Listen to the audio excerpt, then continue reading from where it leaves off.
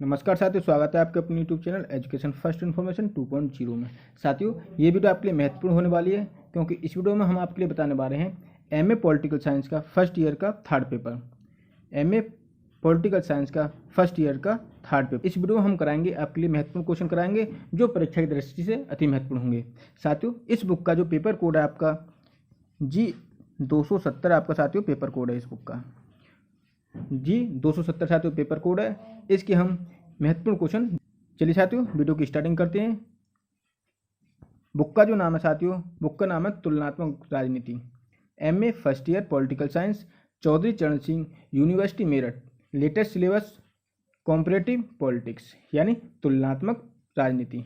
साथियों, video start करने से पहले यदि आप हमारे चैनल पर नए हो तो वीडियो को लाइक करें और हमारे चैनल को सब्सक्राइब करें ताकि जैसे ही हम इसकी नेक्स्ट वीडियो अपलोड करें आप तक उसकी नोटिफिकेशन पहुंच जाए। चलिए साथियों, बिना रुके वीडियो की स्टार्टिंग करते हैं।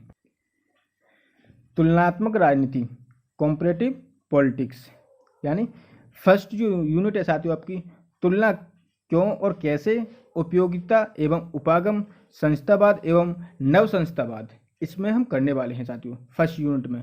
आज हम इस वीडियो में साथियों दो क्वेश्चन कराएंगे।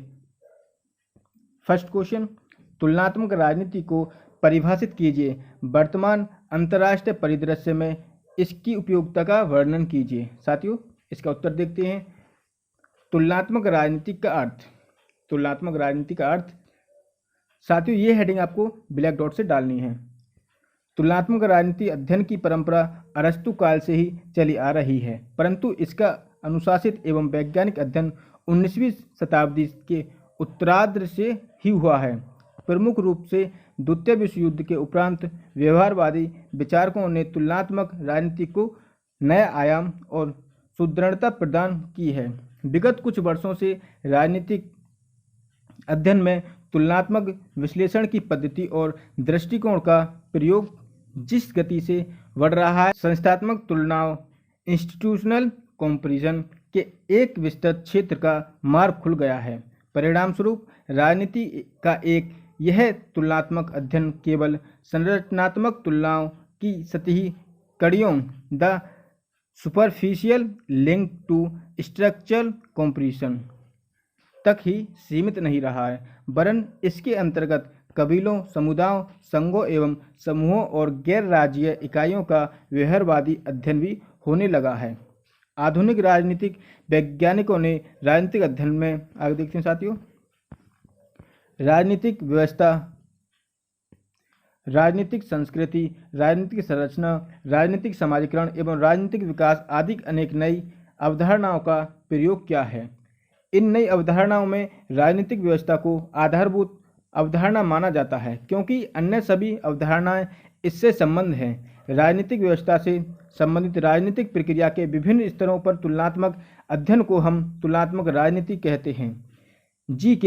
रॉबर्ट्स ने तुलनात्मक राजनीति का अर्थ स्पष्ट करते हुए लिखा है कि तुलनात्मक राजनीति एक विस्तृत विषय है जिसके अंतर्गत तुलनात्मक सरकारों के अध्ययन की विषय वस्तु को सम्मिलित किया जाता है तथा साथ ही गैर राज्य राजनीतिक कबीले, समुदाय एवं व्यक्तिगत संघों आदि की राजनीति का अध्ययन भी किया जाता है। नेक्स्ट, तुलनात्मक राजनीति की परिभाषाएं यानी तुलनात्मक राजनीति की परिभाषाएं। चलिए देखते हैं साथियों कौन कौन सी परिभाषाएं हैं। तुलनात्मक राजनीति की प्रमुख परिभाषाएं निम्नलिखित हैं। पहली साथियों, एडवर्ड ए फ्रीमैन के अनुसार तुलनात्मक राजनीतिक संस्था एवं सरकारों के विविध प्रकारों का एक तुलनात्मक विवेचन एवं विश्लेषण है। अर्थात तुलनात्मक राजनीति में केवल सरकारों के विभिन्न रूपों का ही तुलनात्मक अध्ययन सम्मिलित नहीं होता, वरन विविध राजनीतिक प्रक्रियाओं व उनसे संबंध राजनीतिक व गैर राजनीतिक संस्थाओं का भी तुलनात्मक अध्ययन सम्मिलित होता है। राल्फ ब्रेवनली के अनुसार तुलनात्मक राजनीति संपूर्ण सामाजिक व्यवस्था के उन तत्वों की पहचान व तुलनात्मक व्याख्या है जो राजनीतिक कार्यों व उनके संस्थागत प्रकाश को प्रभावित करते हैं। एम कर्टिस के शब्दों में, तुलनात्मक राजनीतिक संस्थाओं की कार्यविधि व राजनीतिक व्यवहार की महत्वपूर्ण निरंतरताओं, समानताओं और असमानताओं का तुलनात्मक विश्लेषण है। G.K. रॉबर्ट्स के अनुसार अब राजनीतिक का यह तुलनात्मक अध्ययन केवल संरचनात्मक तुलनाओं तक ही सीमित नहीं रहा है, वरन इसके अंतर्गत कबीलों, समुदायों, संघों, समूहों और गैर राज्यीय इकाइयों का व्यवहारात्मक अध्ययन भी होने लगा है। यही कारण है कि आज तुलनात्मक राजनीति को या तो सब कुछ है या कुछ नहीं कहा जाने लगा है। तुलनात्मक राजनीतिक शब्दावली का अच्छा स्पष्टीकरण तभी हो सकता है जब हम तुलनात्मक राजनीति और तुलनात्मक सरकार शब्दावलियों के बीच तर्कसम्मत अंतर को समझ लें। तुलनात्मक राजनीतिक तथा तुलनात्मक सरकार शब्दों का प्रयोग एक दूसरे के लिए किया जाता है, वस्तुतः ये दोनों एक नहीं हैं, वरन इनमें अंतर है। इन दोनों के अंतर को जी.के. रॉबर्ट्स ने इन शब्दों में व्यक्त किया है। तुलनात्मक शासन का प्रयोग राज्यों, उनकी संस्थाओं और उनके कार्यों से संबंध कुछ समूहों, राजनीतिक दल, दबाव गुट आदि के अध्ययन हेतु उपयुक्त लगा है, जबकि तुलनात्मक राजनीतिक शब्दावली एक अधिक व्यापक अर्थ रखती है, जिसमें तुलनात्मक शासन तथा गैर राज्यीय राजनीतिक कबीलों व निजी संस्थाएं आदि को भी समावेश किया जाता है। रॉबर्ट्स के इन कथन का आशय यह है कि राजनीति का तुलनात्मक अध्ययन केवल संरचनात्मक तुलनाओं तक ही सीमित नहीं है, वरन इसके अंतर्गत कबीलों, समुदाय, संघों, समूह जैसे गैर राज्यीय इकाइयों का व्यवहारात्मक अध्ययन भी होने लगा है। जिन विलांडेन के शब्दों में तुलनात्मक सरकार समकालीन विश्व में राष्ट्रीय सरकार के कीर्तिमानों का अध्ययन है। आगे देखते हैं साथियों। उपरोक्त विवेचन से स्पष्ट है कि जहां तुलनात्मक सरकार के अंतर्गत विभिन्न राजनीतिक व्यवस्थाओं, उनकी संस्थाओं और कार्यों का तुलनात्मक अध्ययन होता है, वहां तुलनात्मक राजनीति के अंतर्गत उपयुक्त बीते के साथ बातों के साथ ही उन सभी विषयों का भी अध्ययन होता है जिन्हें हम गैर राज्यीय और राजनीति के अध्ययन की संज्ञा दे सकते हैं। संक्षेप में कहा जा सकता है कि तुलनात्मक राजनीति एक विस्तृत विषय है जिसके अंतर्गत तुलनात्मक सरकारों के अध्ययन की विषय वस्तु को सम्मिलित किया जाता है तथा साथ ही गैर राज्यीय राजनीतिक कबीलों, समुदाय एवं व्यक्तिगत संघों आदि की राजनीति का अध्ययन भी किया जाता है। तुलनात्मक राजनीति का संबंध राजनीतिक व्यवहार की संपूर्णता के अध्ययन से है। वस्तुतः तुलनात्मक राजनीति राजनीतिक संस्था व राजनीतिक व्यवहार की समानताओं असमानताओं के अध्ययन से संबंध है। चलिए साथियों आगे देखते हैं।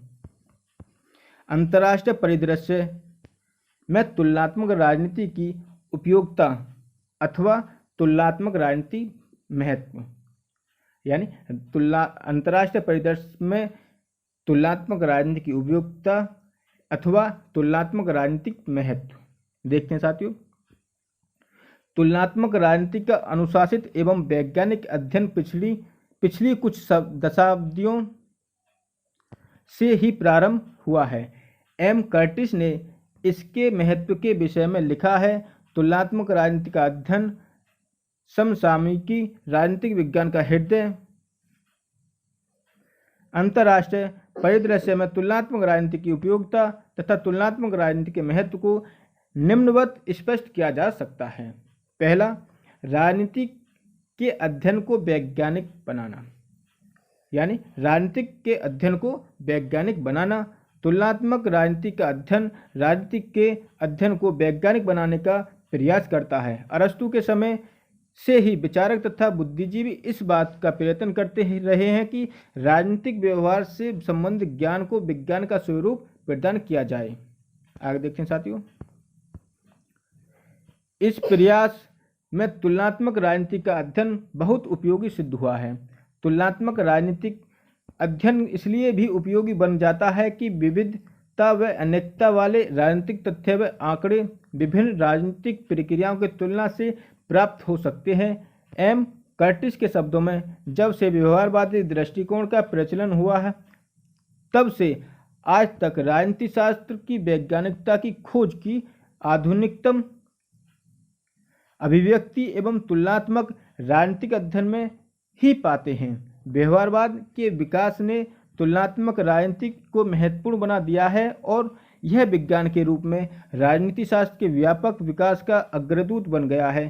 पीटर एच मार्क के शब्दों में, तुलनात्मक अध्ययन के आधार पर ही राजनीति शास्त्र विज्ञान की श्रेणी में सम्मिलित हो सकता है और समझते इसलिए अरस्तु के बाद से आज तक प्रतिष्ठित और श्रेष्ठतम विचारक राजनीतिक के तुलनात्मक विश्लेषण में रुचि लेते रहे हैं। दूसरा, तुलनात्मक अध्ययन द्वारा सिद्धांत निर्माण। तुलनात्मक अध्ययन द्वारा ही किसी भी शास्त्र में सिद्धांतों का निर्माण और नियमों का निरूपण संभव होता है। सीबी गैना के अनुसार राजनीति शास्त्र में ऐसे व्यापक सिद्धांत की खोज की जाती रही है जो संपूर्ण विश्व के राजनीतिक व्यवहार को मोटे रूप में समझने में सहायता करें। राजनीतिक सिद्धांत मोटे रूप में दो भागों में विभाजित किया जा सकते हैं। कौन कौन से देखते हैं उन्हें। पहला, आदर्श मूल सिद्धांत नॉर्मेटिव थ्योरी तथा अनुभविक सिद्धांत इंपेरियल थ्योरी। आदर्श मूलक सिद्धांत कल्पनाओं पर आधारित होते हैं। इन आदर्शात्मक सिद्धांतों में हम राजनीतिक व्यवस्थाओं के बारे में कोई कल्पना कर सकते हैं और तत्पश्चात उसे रचनात्मक रूप देते हैं। प्लेटो के आदर्श राज्य और दार्शनिक राजा कल्पना पर ही आधारित थे। अनुभविक सिद्धांतों में हम राजनीतिक व्यवहार के वास्तविक तथ्यों को समझकर सिद्धांतों के निर्माण का प्रयत्न करते हैं। तुलनात्मक राजनीति के अध्ययन का महत्व राजनीतिक व्यवहार के संबंध में सिद्धांत निर्माण में ही सर्वाधिक है। तुलनात्मक अध्ययन के आधार पर ही कुछ सिद्धांतों का निर्माण इस प्रकार हुआ है। प्रत्येक देश में नेतृत्व कुछ विशिष्ट वर्गों तक ही सीमित रहा है। दूसरा, जिन देशों में निर्वाचित सरकार सफलतापूर्वक शासन का संचालन नहीं करती है उन देशों में सैन्य हस्तक्षेप की संभावना बढ़ जाती है।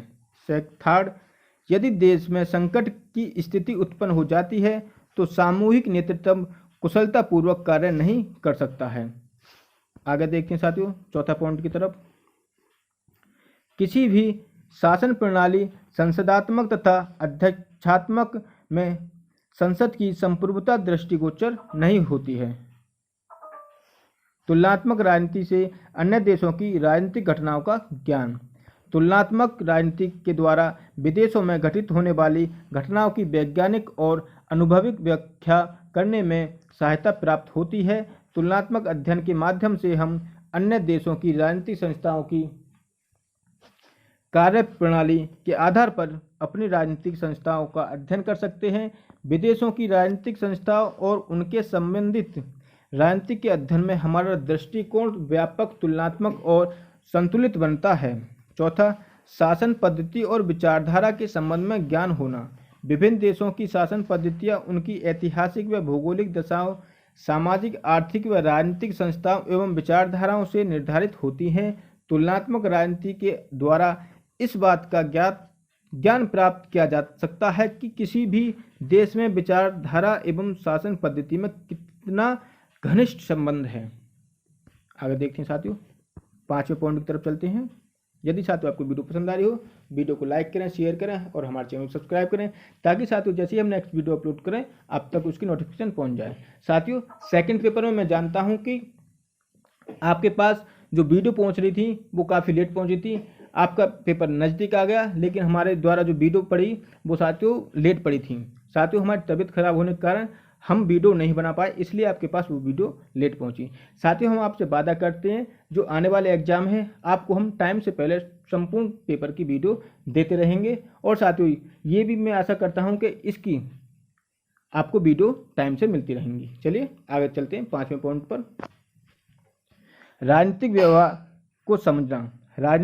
को समझना। तुलनात्मक राजनीति के अध्ययन में से हमें राजनीतिक व्यवहार को समझने में सहायता मिलती है। इसके द्वारा हम राष्ट्रीय और अंतर्राष्ट्रीय राजनीति एवं राजनीतिक व्यवहार को अच्छी तरह समझ सकते हैं। राजनीति का तुलनात्मक अध्ययन विदेशों में पर्यटन के समान है। इसी के अध्ययन द्वारा हम यह समझ सकते हैं कि विभिन्न समाजों के निवासियों का राजनीतिक व्यवहार परस्पर भिन्न क्यों होता है।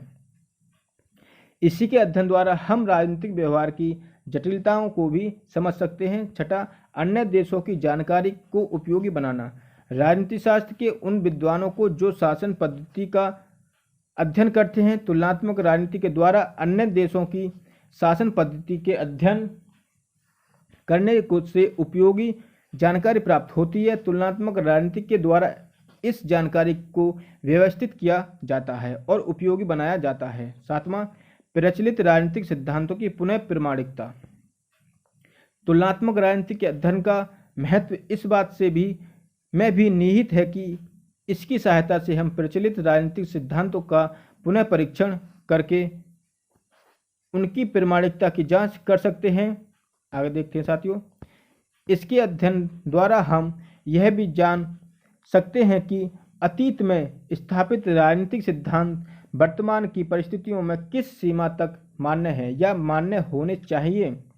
तुलनात्मक राजनीति ही इन राजनीतिक सिद्धांतों की जांच के लिए नवीन उपकरण तथा विविध तथ्य उपलब्ध कराती है।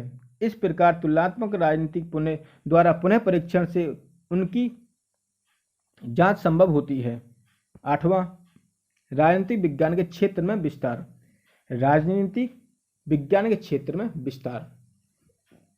तुलनात्मक राजनीति का विषय राजनीतिक विज्ञान के विस्तृत हेतु होते हुए क्षितिज की दिशा में एक अध्ययन है, जिसमें इस ज्ञान शाखा के पुराने तत्वों ने अपना पूर्ण महत्व खो दिया है अथवा अब उन्हें कम से कम नए प्रकाश में देखा जाता है। इस महत्वपूर्ण दिशा में जिसने अभिप्रेरक बल की भूमिका निभाई है, उसका संबंध ऐसे तरीके तकनीकों तथा उपागमों के माध्यम से राजनीतिक वास्तविकता के अध्ययन के निरूपण से है, जिससे इसके अंतर्गत राजनीतिक का समझ क्षेत्र विलीन हो जाए। नवा, अध्ययन सामग्री का परिवर्तन स्वरूप।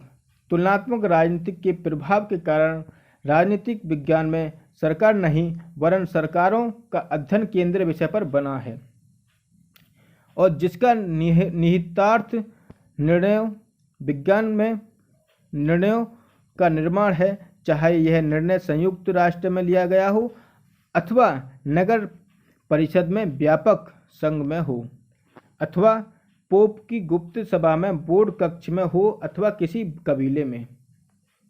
10वें पॉइंट की तरफ चलते हैं साथियों। 10वां, तुलनात्मक राजनीति की महत्वपूर्ण भूमिका।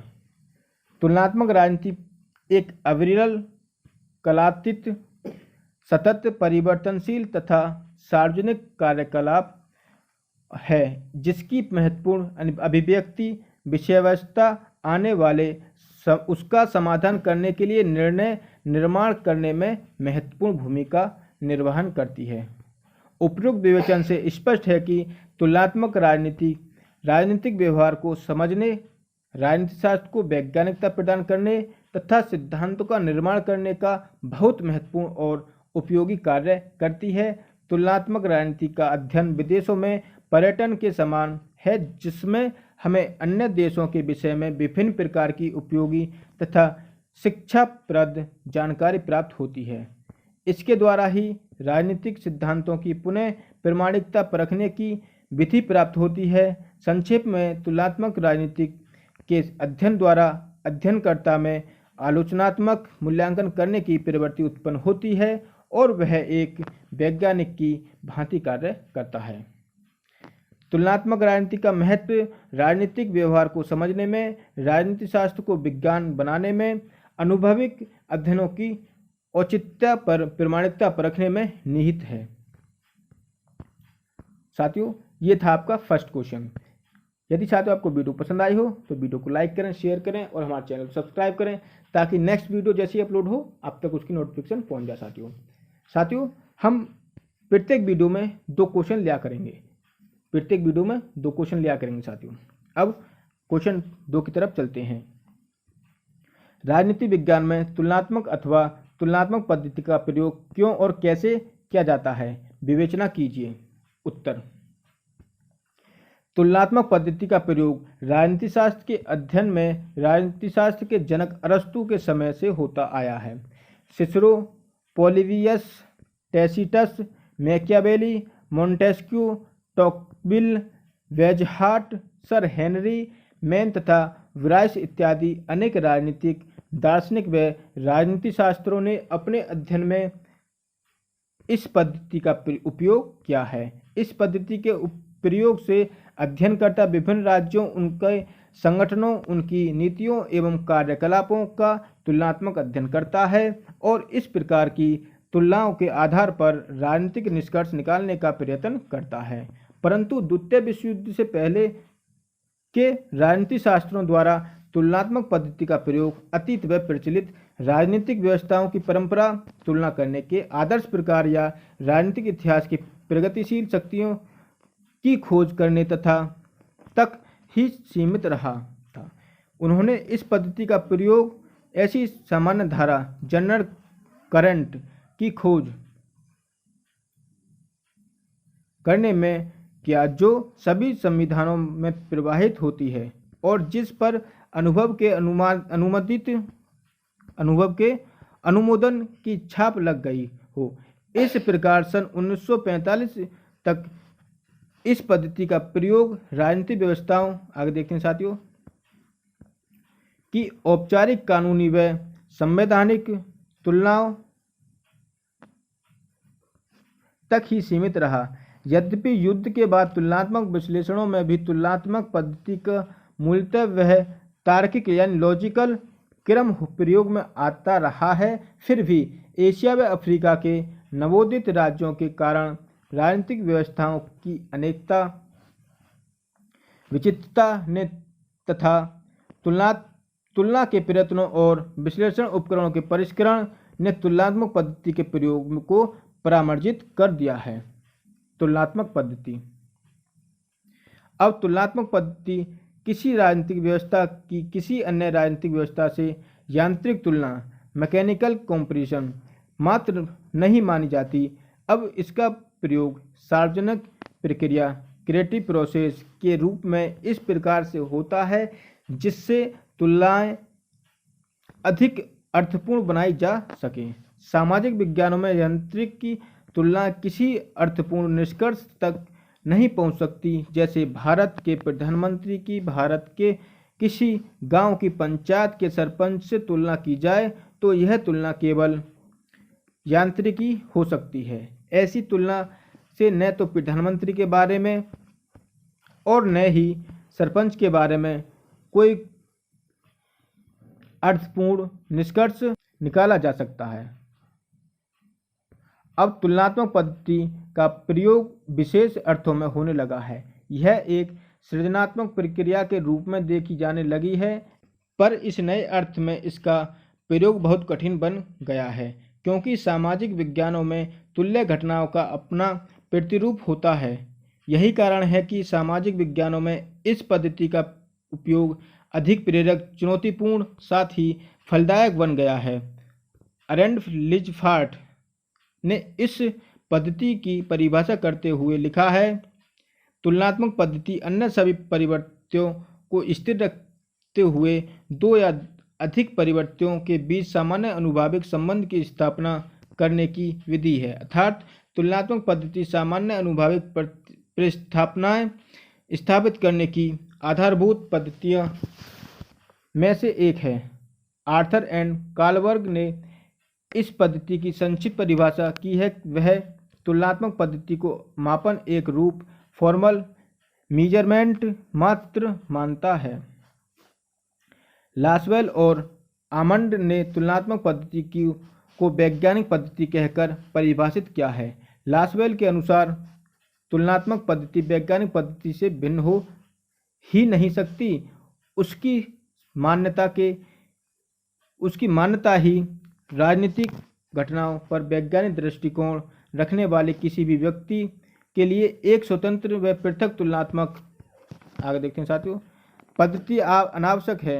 अतः इनके अनुसार तुलनात्मक पद्धति वैज्ञानिक पद्धति की तरह ही सामान्य नियमों की खोज के लक्ष्य की प्राप्ति की विधि है। कालवर्ग, लासवेल व आमंड द्वारा किया गया तुलनात्मक पद्धति का अर्थ इस पद्धति की प्रकृति का सही चित्रण नहीं करता है। यह मापन का एक रूप मात्र नहीं कहा जा सकता। मापन से ही तुलनाएं नहीं हो जाती हैं। यद्यपि यह सही है कि मापन में तुलना अंतर्निहित है, पर मापन एक घटना के बारे में सामान्य निष्कर्ष से आगे नहीं ले जा सकता। उदाहरण के लिए, यह मापन का निष्कर्ष है कि किसी देश में संसदीय लोकतंत्र सफल है, अवश्य ही किसी अन्य संसदीय लोकतंत्र के बारे में सामान्यकरण नहीं निकाले जा सकते हैं। इससे यह तो बताया जा सकता है कि संसदीय लोकतंत्र ऐसा है, पर इसके बारे में यह स्पष्ट नहीं किया जा सकता कि ऐसा क्यों है। इसलिए कालवर की परिभाषा की तुलनात्मक पद्धति मापन का एक रूप है को सही नहीं माना जा सकता। लासवेल व आमंड द्वारा इसे वैज्ञानिक पद्धति ही मान लेना भी ठीक नहीं है। वैज्ञानिक पद्धति तो एक मनोवृत्ति है।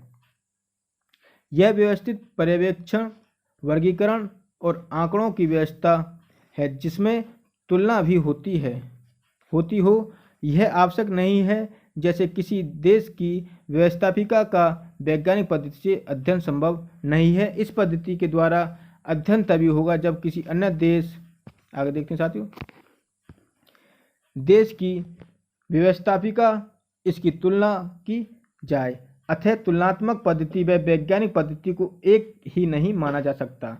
निष्कर्ष रूप से यही कहा जा सकता है कि तुलनात्मक पद्धति किसी राजनीतिक व्यवस्था, संस्था, प्रक्रिया व राजनीतिक व्यवहार से संबंधित दो या अधिक परिवर्तियों में परस्पर अनुभविक संबंध स्थापित करने की ऐसी विधि है जिसमें तुलना की सभी इकाइयों से संबंधित अन्य सभी परिवर्तियों को स्थिर रखा जाता है। जैसे किसी निर्वाचन क्षेत्र में जातीय मतदान आचरण, वोटिंग बिहेवियर का संबंध मालूम करने के लिए अन्य निर्वाचन क्षेत्रों में मतदान आचरण से इसकी तुलना की जाएगी। यहाँ जाति के अलावा सभी निर्वाचन क्षेत्रों में बाकी सब बातें समान मानकर चला जाएगा, अर्थात जाति व मत व्यवहार के अलावा सभी परिवर्तियों स्थिर माने जाएंगे। उदाहरण के लिए, सभी निर्वाचन क्षेत्र ग्रामीण होंगे, सभी में एक से शिक्षा होगी, सभी में मतदाताओं की आर्थिक संपन्नता भी समान होगी। इस प्रकार शिक्षा, धर्म, भाषा इत्यादि परिवर्तनों का मत व्यवहार से संबंध स्थापित किया जा सकता है और परस्पर उनके निर्वाचित क्षेत्रों में इन संबंध की तुलना करके मत व्यवहार के संबंध में सामान्यकरण तक पहुंचा जा सकता है। उपयुक्त विवेचन से स्पष्ट है कि तुलनात्मक पद्धति की निम्नलिखित विशेषता होती हैं। कौन सी होती हैं साथियों, देखते हैं। पहला, यह निश्चित रूप से एक पद्धति है। यह वैज्ञानिक पद्धतियों में एक है, स्वयं वैज्ञानिक पद्धति नहीं है। यह परिवर्तियों के बीच अनुभविक संबंध सूत्रता की खोज करने की विधि है। यह तुलनात्मक विश्लेषण की विधि है। प्रवृत्ति, प्रक्रिया तुलना का दृष्टिकोण नहीं है। तुलना करना अथवा तुलनात्मक पद्धति का प्रयोग। तुलना पद्धति अथवा तुलना करने के कुछ चरण हैं, संक्षेप में इस प्रकार हैं। कौन कौन से हैं? पहला, तुलना की इकाई चयन के कारण के रूप में प्रतीक ढांचा या विचारबद्ध। तुलनात्मक पद्धति के प्रयोग में तुलना की इकाइयों का प्रत्ययी ढांचा एक या होना आवश्यक है। एक से प्रत्ययी ढांचे से यहाँ तात्पर्य यह है कि सभी इकाइयाँ एक ही प्रत्यय से संबंधित हो। उदाहरण के लिए, भारत की संसद की तुलना ब्रिटेन की संसद से करने पर तुलना की दोनों इकाइयाँ भारत व ब्रिटेन की संसद समान प्रत्ययी ढांचे वाली इकाइयाँ कही जाएंगी। यहाँ पर ध्यान रखना है कि तुलना की इकाइयों का एक सा प्रत्ययी ढांचा दोनों की एकरूपता या समानता का संकेत नहीं है। इस उदाहरण में दोनों की संसद में विभिन्नता और विचित्रता होने पर भी प्रत्यय की दृष्टि से दोनों का विचारबद्ध एक समान है। ठीक है साथियों, आगे देखते हैं। अन्वेषण के केंद्र के रूप में तुल्य प्रति विषय। तुलनात्मक पद्धति के प्रयोग हेतु अन्वेषण के केंद्र के रूप में तुल्य, योग्य व समान प्रतियों के विषय ही तुलनात्मक अध्ययनों के लिए चुने जाएं। अन्यथा अध्ययन के संबंध में परिकल्पना करना ही कठिन हो जाएगा। तीसरा, तुलना की प्रत्यय इकाइयों की परिभाषिकता। क्या परिभाषिकता? तुलनात्मक पद्धति के प्रयोग में केवल ऐसी ही प्रत्यय इकाइयों का चयन करना चाहिए जिनकी परिभाषा की जा सके। इकाइयों के चयन में यह ध्यान रखना जरूरी है कि उनके संबंधित प्रत्यय समय, स्थान और संस्कृति के बंधनों से मुक्त हो तथा सभी अवस्थाओं व परिस्थितियों में लागू होने वाले हों। इससे केवल यही तात्पर्य है कि प्रत्यय इकाइयाँ ऐसी हों जिनकी मान्य परिभाषा हो, जिससे राजनीतिक व्यवस्था, राजनीतिक विकास या राजनीतिक समाजीकरण की परिभाषा करना संभव हो। चौथे की तरफ चलते हैं साथियों। पॉइंट चौथा, शोध केंद्र की सुनिश्चितता। तुलनात्मक विश्लेषणों में तुलनात्मक पद्धति से संबंध प्रयोग उपयोगी बनाने के लिए अध्ययन का सुनिश्चित उद्देश्य या मंतव्य होना चाहिए। इसे निरर्थक तथ्यों की तुलना से बचना संभव होता है। अगर शोध केंद्र की सुनिश्चितता नहीं होगी तो अनावश्यक आंकड़ों के संकलन की आशंका रहेगी। सुनिश्चित उद्देश्यों से अध्ययन की इकाइयों के बारे में परिकल्पना करना भी सरल हो सक जाता है। पांचवा, प्रत्यय इकाइयों के कम से कम उदाहरणों की अनिवार्यता। तुलना करने का तात्पर्य ही यह है कि कम से कम दो उदाहरणों तो उपलब्ध हों। अगर दो या दो से अधिक उदाहरण नहीं होंगे तो तुलना संभव नहीं होगी। जहां केवल एक ही घटना या उदाहरण है वहां तुलनात्मक पद्धति का प्रयोग नहीं किया जा सकता। आगे देखते हैं साथियों। ये लास्ट है। उपयुक्त बिंदु इस पद्धति के उपयोग से अत्यधिक महत्व रखते हैं। तुलनाओं को सृजनात्मक बनाने के लिए इन शर्तों की आवश्यकता स्वतः स्पष्ट है। इनमें एक का भी अभाव अन्य शर्तों की पूर्ति को असंभव बना देता है। जैसे साथियों, दो व्यक्तियों में तुलना होगी तभी तो तुलना होगी, नहीं एक व्यक्ति तो अकेला है उसमें कौन तुलना करेगा। लेकिन जब दो व्यक्ति आमने सामने खड़े होंगे तभी उनकी तुलना होगी। इसी का ऊपर जो दिया है इसी के बारे में दिया है कि दो होने चाहिए। आगे देखते हैं। इनमें से एक का भी अभाव अन्य शर्तों की पूर्ति को असंभव बना देता है। अतः यह कहा जा सकता है कि तुलनाओं को अर्थपूर्ण बनाने के लिए तुलनात्मक पद्धति की उल्लिखित शर्तें पूरी होनी चाहिए, अन्यथा तुलना केवल यांत्रिक बनकर रह जाएंगी। ये साथियों आपके हमने आज दो क्वेश्चन कराए MA political science first year के पेपर थर्ड के, जो साथियों जिसका पेपर कोड है आपका G270 आपका साथियों इसका पेपर कोड है और पेपर है आपका थर्ड। यदि साथियों आपको वीडियो पसंद आई हो तो वीडियो को लाइक करें, शेयर करें और हमारे चैनल को सब्सक्राइब करें ताकि साथियों नेक्स्ट वीडियो अपलोड करें हम उसकी नोटिफिकेशन आपके पास सबसे पहले पहुंच जाए। चलिए साथियों यहीं तक, धन्यवाद साथियों।